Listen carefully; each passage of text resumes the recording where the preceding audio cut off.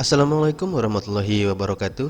Halo Sobat Omnas, selamat datang kembali di channel YouTube Catatan Omnas. Pada video kali ini kita akan membahas materi perkuliahan Sistem Basis Data Pertemuan 2 Bagian 2. Adapun pokok bahasan kita kali ini adalah sebagai berikut.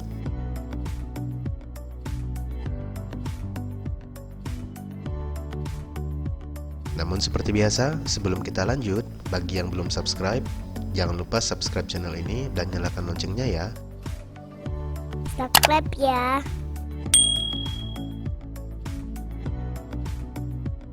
Baik, kita langsung masuk saja ke pokok bahasan kali ini, yaitu Relational Keys. Relational Keys atau kunci relasi adalah satu atau sekelompok atribut yang berfungsi untuk membedakan dengan jelas objek-objek atau entitas-entitas yang datanya disimpan pada rekod-rekod di suatu tabel pada sebuah basis data. Tujuannya adalah agar jelas berbeda antara objek satu dengan objek yang lain, sehingga bersifat unik dan tidak akan ada yang sama. Nah, keunikan data pada objek-objek ini nantinya akan berfungsi untuk menghindari kerangkapan data, di mana jika data sudah pernah diinputkan, maka tidak bisa diinput lagi, karena data yang diinput harus unik atau harus berbeda antara satu data dengan data yang lain. Lalu, jika ada data yang sudah pernah diinputkan, bagaimana? Jika terjadi hal seperti itu, maka kita memang tidak perlu menginputkan lagi data tersebut, namun cukup menggunakan data yang sudah ada saja. Kan datanya sudah tersedia, ya kan? Terdapat 5 jenis relational keys. Di antaranya adalah yang pertama ada super key, yang kedua ada candidate key, yang ketiga ada primary key, yang keempat ada alternate key, dan yang kelima ada foreign key. Nah, masing-masing key ini akan kita bahas satu persatu pada sesi berikutnya. Sebelum kita lanjut membahas kunci-kunci ini, mari kita perhatikan terlebih dahulu beberapa contoh tabel yang akan kita gunakan untuk mempertegas pembahasan mengenai kunci-kunci ini nanti. Dicontohkan ada tabel anggota, di mana pada tabel ini terdapat 2 kolom atau atribut, yaitu kolom kode anggota dan nama anggota. Kemudian yang kedua ada tabel buku. Pada tabel buku ini dicontohkan terdapat 3 kolom, yaitu kode buku, judul buku, dan stok buku. Yang ketiga ada tabel pengembalian, di mana pada tabel pengembalian ini dicontohkan ada kode kembali dan kode pinjam. Dan yang keempat ada tabel peminjaman, di mana pada tabel peminjaman ini dicontohkan terdapat 6 kolom, yaitu kode pinjam, tanggal pinjam, kode buku, kode anggota, jumlah, dan tanggal kembali. Nah, berdasarkan tabel-tabel ini, mari kita mulai membahas kunci-kunci relasi, dimulai dari super key. Super key adalah satu atau lebih atribut atau kolom yang secara unik dapat membedakan antara record satu dengan record yang lain pada suatu tabel. Nah, atribut-atribut ini nanti akan dapat dengan jelas menunjukkan perbedaan antara record satu dengan record yang lain yang terdapat pada tabel. Adapun contoh super key ini adalah sebagai berikut. Pada tabel anggota terdapat atribut kode anggota dan nama anggota. Nah, seperti yang disampaikan tadi bahwa super key adalah satu atau sekelompok kolom atau atribut. Jadi bisa satu dan bisa lebih dari satu atribut ya. Dimana atribut-atribut yang terdapat pada tabel-tabel ini kita anggap dapat dengan jelas membedakan antara record yang satu dengan record yang lain. Misalnya pada tabel anggota ini terdapat atribut kode anggota dan nama anggota. Nah, menurut kita, mana yang dapat membedakan dengan jelas antara anggota satu dengan anggota yang lain? Nah, seperti itu. Nah, kali ini kita contohkan kedua atribut yang terdapat pada tabel anggota ini merupakan super key. Karena kode anggota sudah pasti beda, dan nama anggota juga bisa beda kan? Nah, seperti itulah kira-kira dasarnya. Stop clap ya. Kemudian contoh pada tabel buku, diketahui bahwa terdapat 3 atribut, yaitu kode buku, judul buku, dan stok buku. Kali ini kita contohkan super key dari tabel buku ini adalah kode buku dan judul, di mana kode buku sudah jelas beda dan judul buku juga bisa beda. Sedangkan stok buku kan kadang-kadang bisa sama ya. Nah, seperti itu.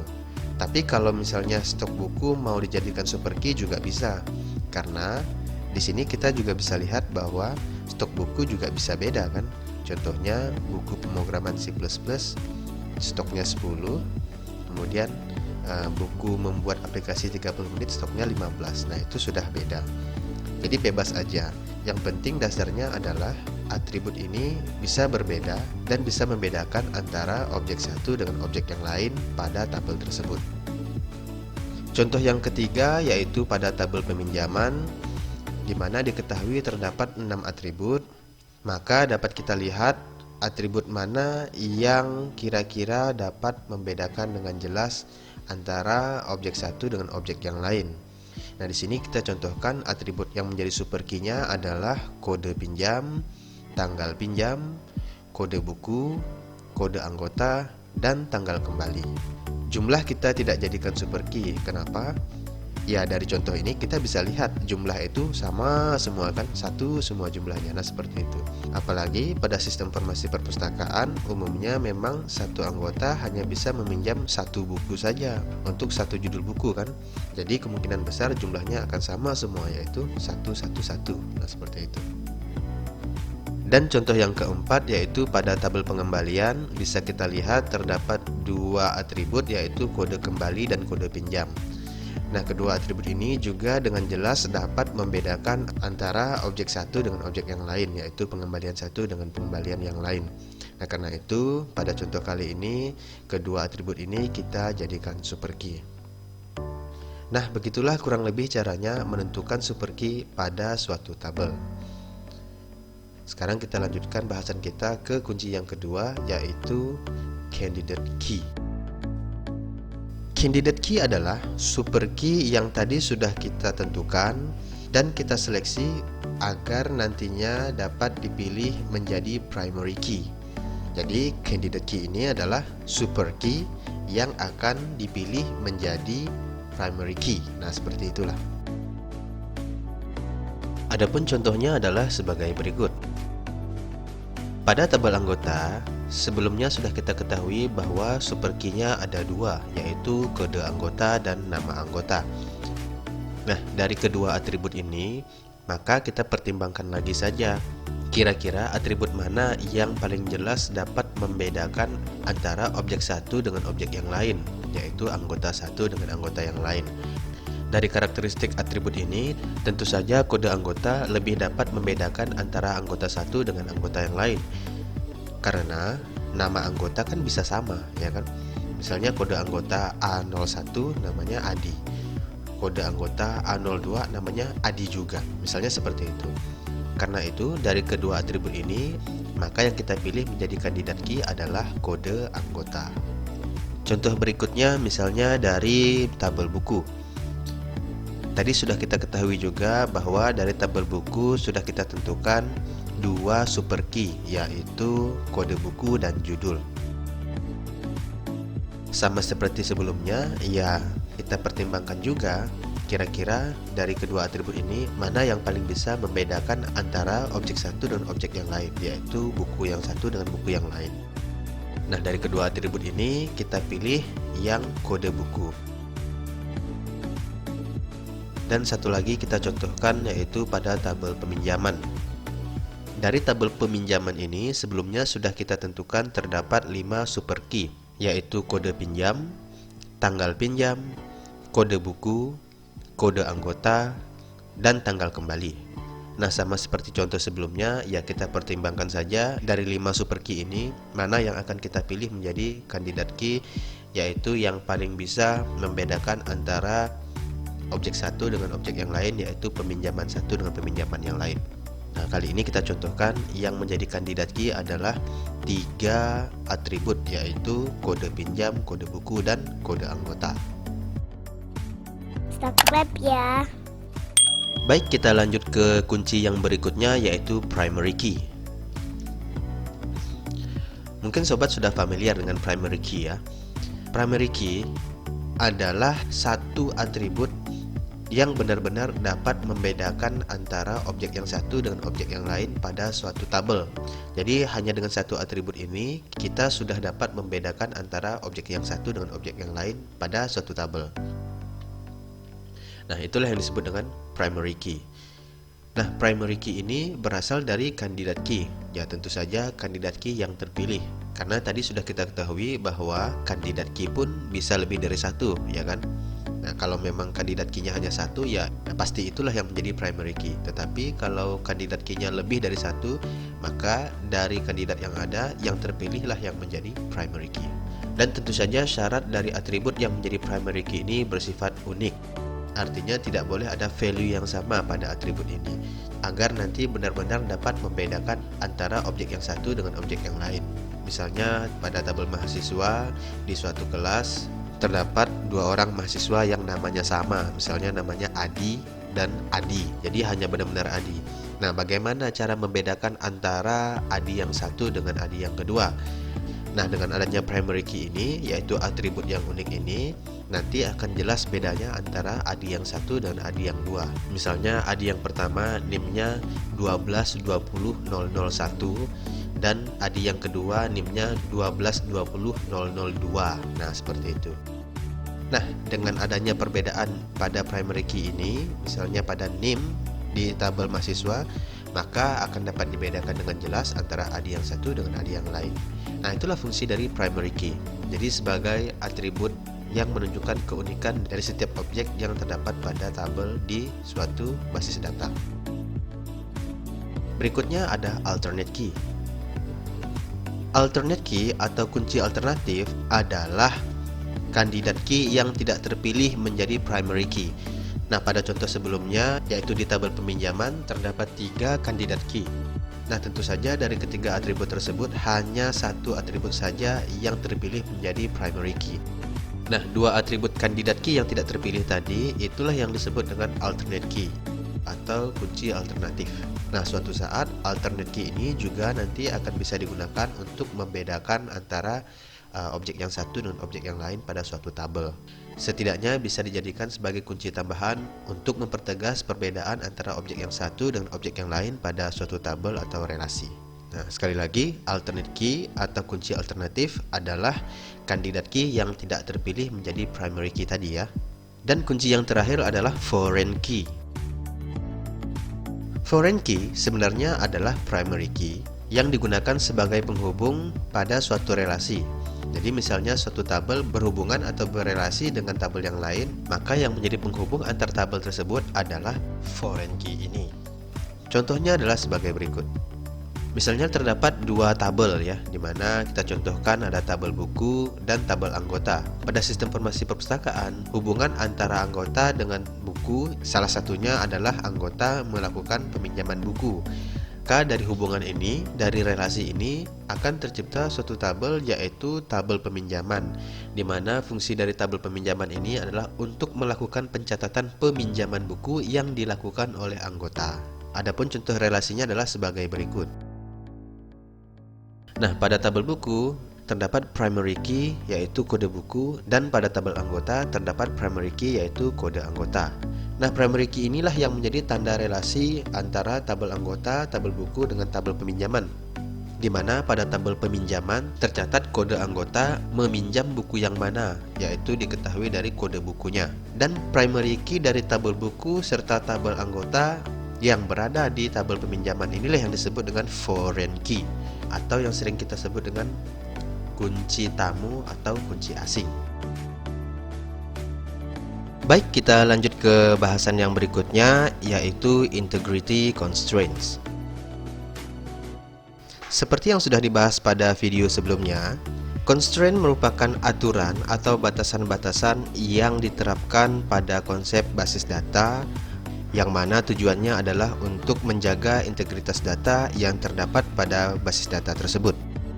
Terdapat 4 integrity constraint, yaitu null, entity integrity, referential integrity, dan general constraint.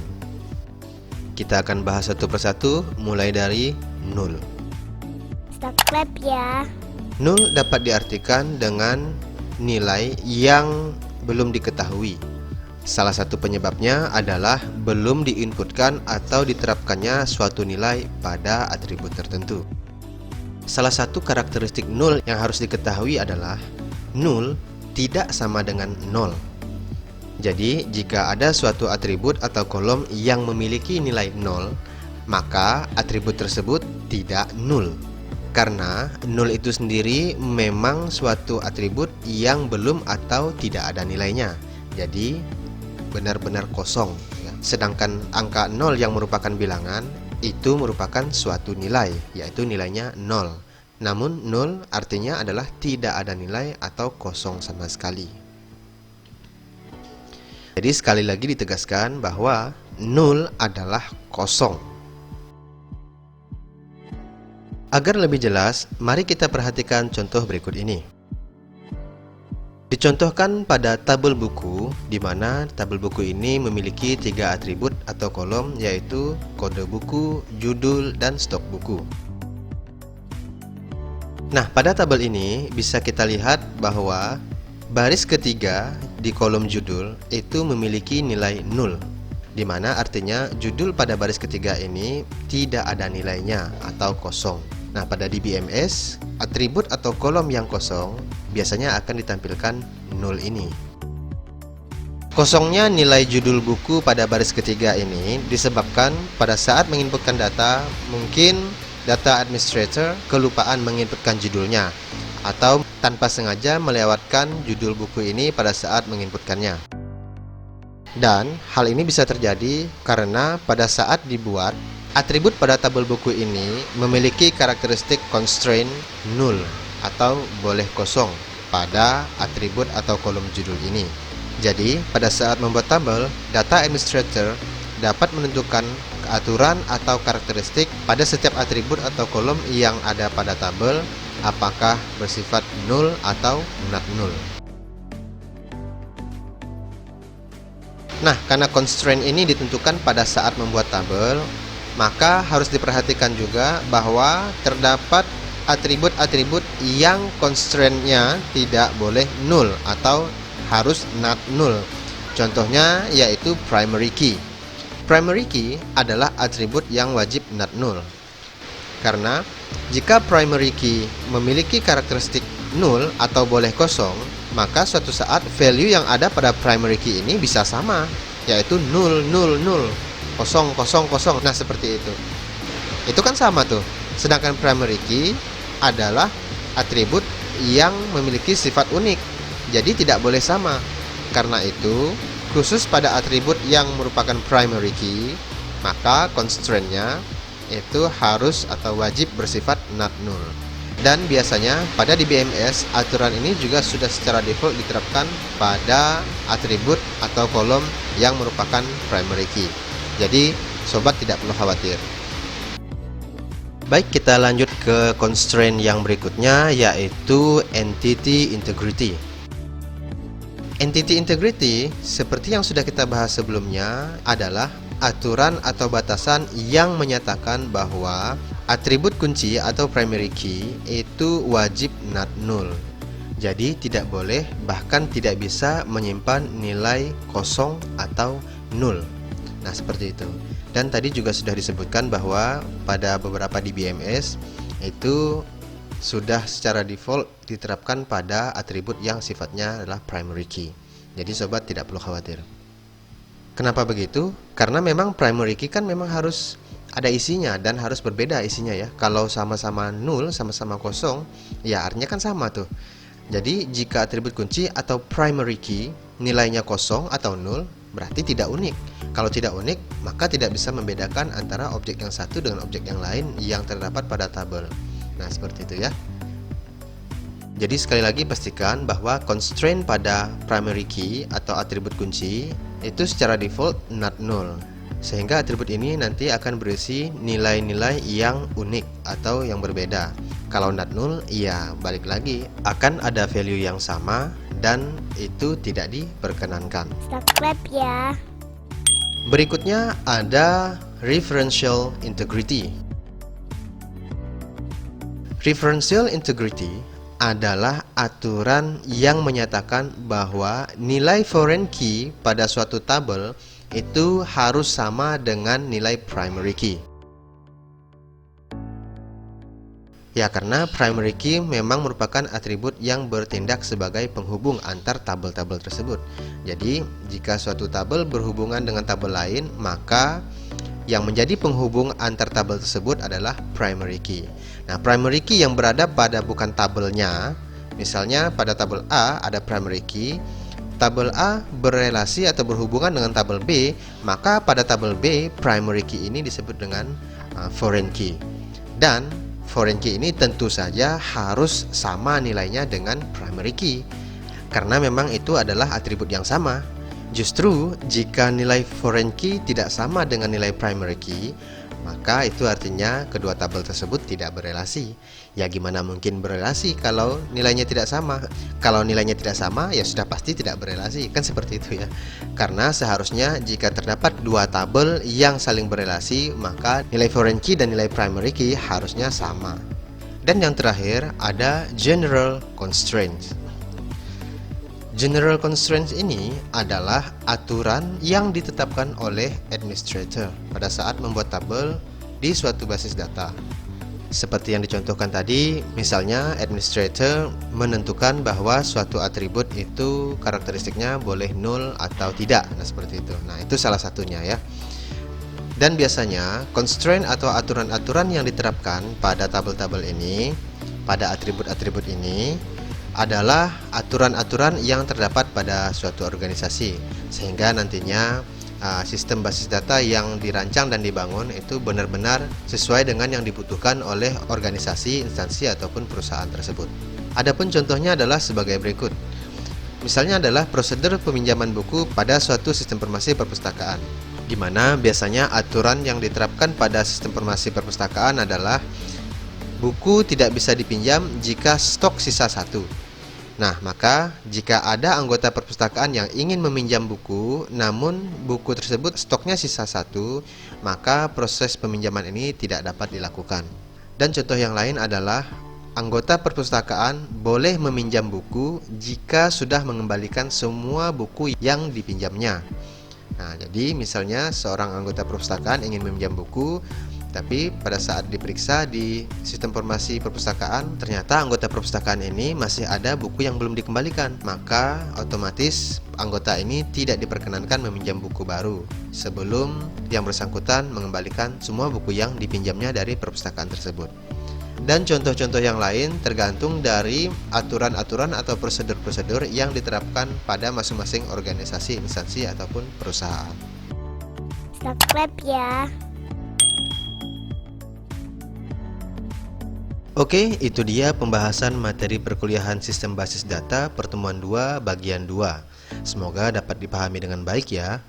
Jangan lupa like video ini dan tinggalkan komentar agar kita dapat berdiskusi lebih lanjut terkait materi yang kita bahas pada video kali ini.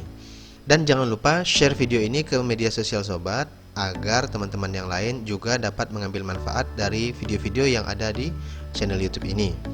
Video ini akan berlanjut ke bagian 3. Sampai ketemu di video-video berikutnya. Wassalamualaikum warahmatullahi wabarakatuh.